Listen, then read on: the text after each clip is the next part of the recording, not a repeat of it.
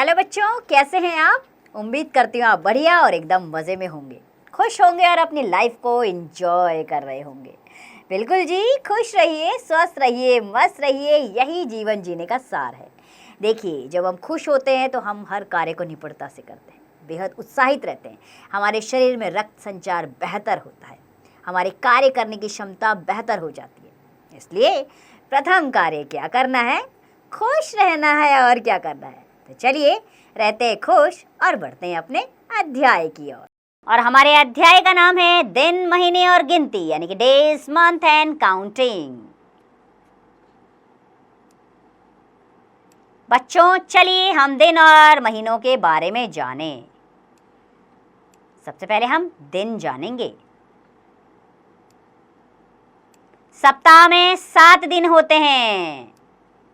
सोमवार, मंगलवार, बुधवार, गुरुवार, शुक्रवार, शनिवार और रविवार। ये होते हैं 7 दिन। अब इन्हें आपको याद करना है। अब पढ़ेंगे महीने। वर्ष में 12 महीने होते हैं। पहला जनवरी, जो 31 दिन का होता है। फिर आता है फरवरी, जो 28 या 29 दिन का होता है। जब फरवरी 29 दिन की होती है तो उस साल को लीप ईयर कहा जाता है। अगला महीना मार्च का, जो 31 दिन का होता है। फिर आता है अप्रैल, जो 30 दिन का होता है। उसके बाद मई आता है, जो 31 दिन का होता है। फिर आता है जून, जो 30 दिन का होता है।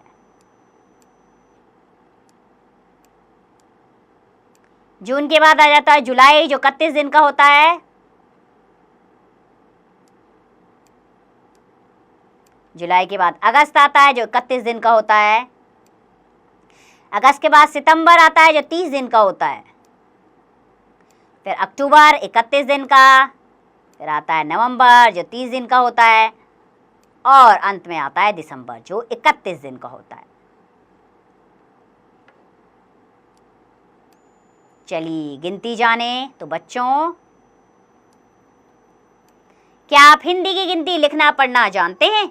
आओ हम हिंदी की गिनती लिखना पढ़ना सीखें। अंग्रेजी की गिनती, हिंदी की गिनती, अंक का शब्द रूप। ठीक है।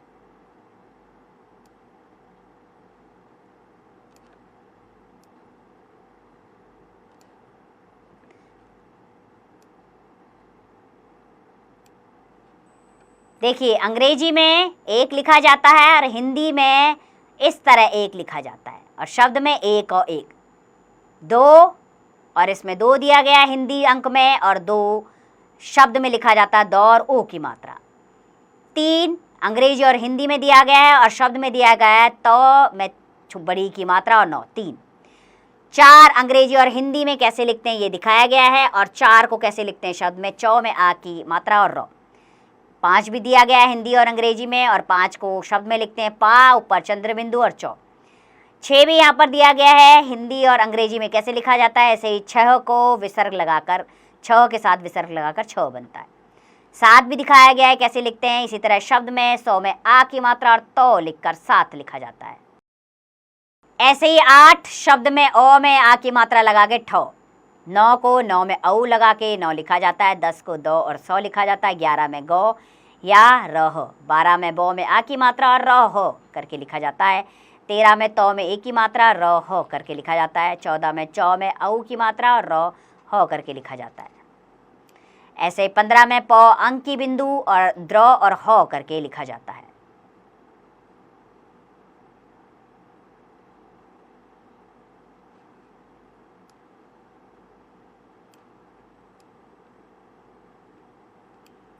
इसी तरह 16, 17, 18, 19, 20 शब्द अंग्रेजी और हिंदी में आपको दिए गए हैं। 16 कैसे लिखते हैं, 100 में ऊ की मात्रा ल और ह। 17 स त्र ह।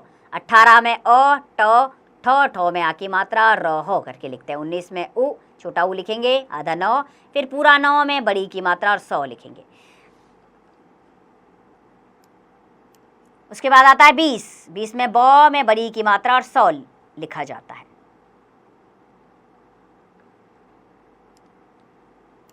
चलिए कुछ करके सीखें। आज सोमवार है तो 3 दिन बाद कौन सा दिन होगा? बताइए, आज सोमवार है तो 3 दिन बाद, आज का दिन, दूसरा दिन, तीसरा दिन, इसके बाद कौन सा दिन होगा? बताइए फटाफट। आते हैं अभ्यास कार्य पर। अब सबसे पहले मौखिक प्रश्न करेंगे। इसमें पहला प्रश्न है, आप किस दिन स्कूल नहीं जाते? आप रविवार को स्कूल नहीं जाते। दूसरा, मार्च और मई के बीच कौन सा महीना आता है? मार्च और मई के बीच अप्रैल आता है। तीसरा, 2 को हिंदी में क्या कहते हैं? तो 2 को हिंदी में लिखकर बताना है आपने, ठीक है? ऐसे करके ऐसे नीचे घुमा देना है। चलिए लिखित प्रश्नों पर आते हैं। अब पहला प्रश्न, सही विकल्प चुनकर सही का निशान लगाइए। क, एक सप्ताह में कितने दिन होते हैं? दूसरा विकल्प सही है, 7। ख, वर्ष का आखिरी महीना कौन सा होता है? दिसंबर, तीसरा वाला विकल्प सही है। ग, संख्या 20 को हिंदी में कैसे लिखेंगे? पहला विकल्प सही है, ब में बड़ी की मात्रा और 100।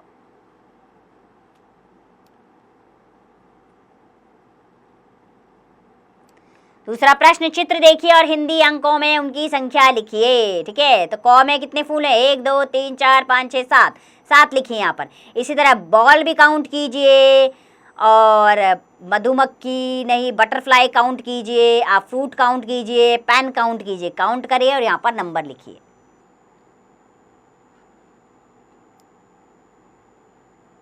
तीसरा प्रश्न, नीचे दिए गए वाक्यों को दोबारा शब्दों में लिखिए। क, दीपक को अब 4 खाना पसंद है, ठीक है? तो अ की जगह 4 लिख देंगे। ख, चोर सिपाही को देखकर 9 2 11 हो गए, तो 9 2 11 को आप शब्दों में लिखेंगे। क, हर बात में 3 5 मत करो, यहाँ 3 और 5 हिंदी अंकों में लिखा गया है, तो यहाँ पर आपने शब्दों में लिखना है।